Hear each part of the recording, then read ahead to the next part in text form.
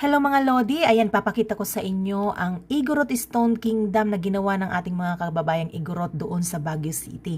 Nakakamangha po ang kanilang mga talent ng skills sa art kung makikita nyo po.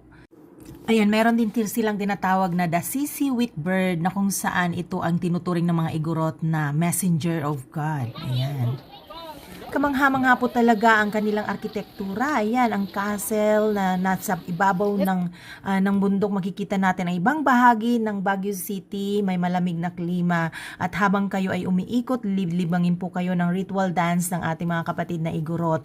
Ang kanilang proceeds po ay napupunta sa pagpapa-improve pa rin ng arkitekturang ito. Kaya halina kayo, pasyal na po kayo sa Igorot Stone Kingdom para makita ninyo kung gaano kaganda, ka-relax ang lugar na ito. Ayan po, murang-mura lang po ang kanilang entrance, kaya bilang tulong na rin po sa ating mga kapatid.